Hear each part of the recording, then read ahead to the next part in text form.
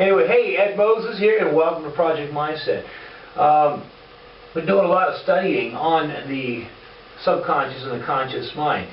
Basically, an overview of what I like to call mind power, because there is a synchronization that actually connects the two.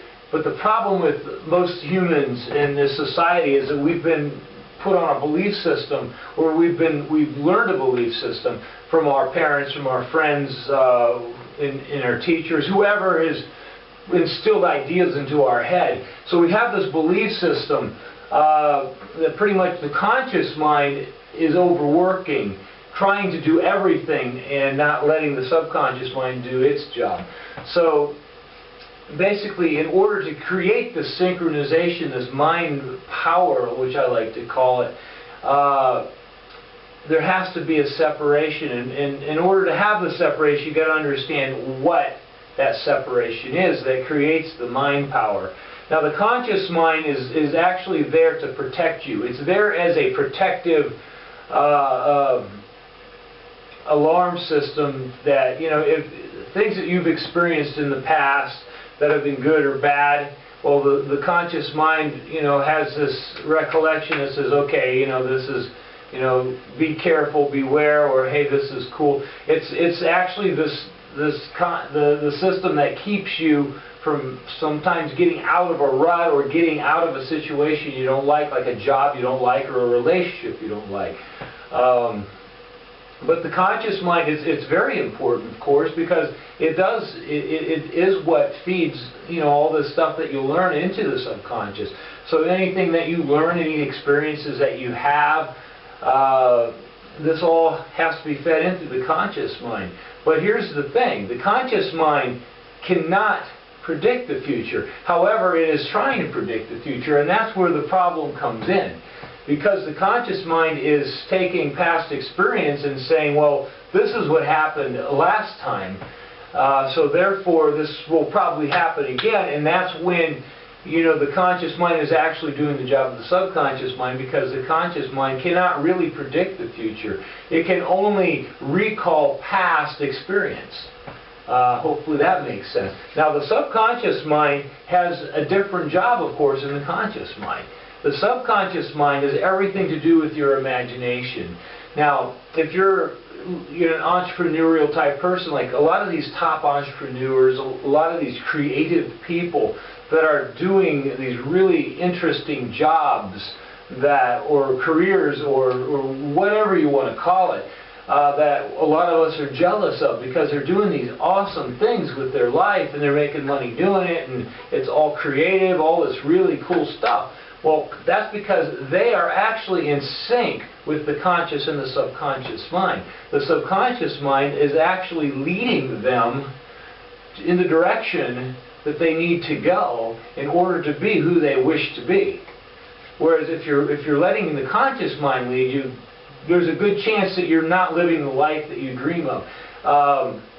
Now, getting back to the subconscious mind. The subconscious mind is basically anything you can imagine. The subconscious mind can manifest into your life. That's just the way it is. Anything that you wish, the subconscious mind is there to actually manifest those ideas, create those ideas, create it into a reality. The subconscious mind has no understanding of time, has no understanding of, like past, present, future. That doesn't mean anything. If you can imagine it, or if you can see it in real life, that doesn't mean anything to the subconscious mind. It still is the same thing. It doesn't matter whether it's reality or your imagination. And that is how dreams are manifested. Once you become vested in the idea that you are already where you want to be, and you can imagine that, and you keep playing that in your imagination over and over again, the subconscious mind picks that up as, okay, we're there already. We're already in that part of the life. This is where we are, so now it has to happen. So it manifests this possibility into reality, and it's anything you could dream can go this route. But the problem is, like I said before, in order to be in synchronization between the conscious and the subconscious mind, we have to let go. We have to let go of letting the conscious mind rule our life. You know, because that's really what's happened to many of us. People that are living this life that they hate, going to a job that they hate, they have let their conscious mind rule their life. And they feel stuck. They don't think there is a way out because they're afraid to make the move. They won't listen to their subconscious mind, and their imagination starts to go, it drains. Your conscious mind creates a stressful, angry, anxiety-filled life for you, and that's what you need to try to avoid. And the reason I made this video in particular is because I want you to realize that these are the implications of letting your life be led by the conscious mind. Now, what I want you to try to do, and I don't like to say the word try, what I want you to do is this. Start letting your subconscious mind do its job. The job of the subconscious mind is to take your creativity, your imagination, and bring it to life. Now stop letting your conscious mind rule your decision making when it comes to what you really want in your life. I know this sounds hard. It sounds like something that it can't be done. But I'm telling you right now, if you can imagine it, you can have it.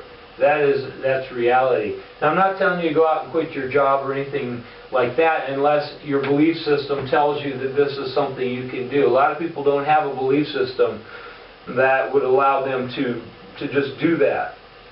Some people have it. Some people have that belief system that they can just quit and do something else. And that's because their subconscious mind is actually leading them in the direction they should go. And that's awesome. And it's fine that, you know, your conscious mind is right now leading you, but you need to break that habit so that you no longer have these fears, these what do you call fear? It's false evidence appearing real. You know, that's really what fear is. It's not real. You foresee it as being real because your conscious mind has created an image from a past event that it thinks will happen again or could happen because it saw it on the news or whatever. So anyway, what I want you to start doing is free yourself. I want you to free yourself from this conscious, subconscious problem and let your subconscious mind start leading you in the direction that you want your life to go in. Stop letting your conscious mind keep you locked into something that you don't enjoy. So just free yourself. Become who you really are and enjoy life, because the natural state of emotion in the human being is happiness. That is a natural state. Anger, anxiety, that is not natural. That is not natural at all. It actually hinders your creativity. It hinders your health. It's just bad. Just a bad thing to live your life in. And I want you to experience the life of positive and happiness, and you can do this. It's very simple to do this if you just put your mind to it. So what I'd like you to do is start moving towards that subconscious.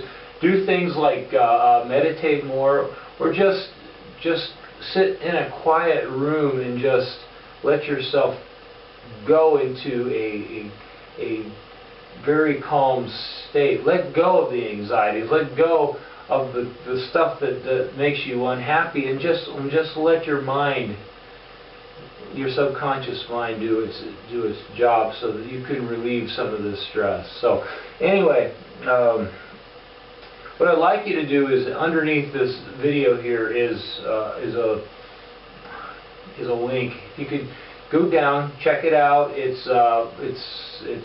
It takes you to a Project Mindset.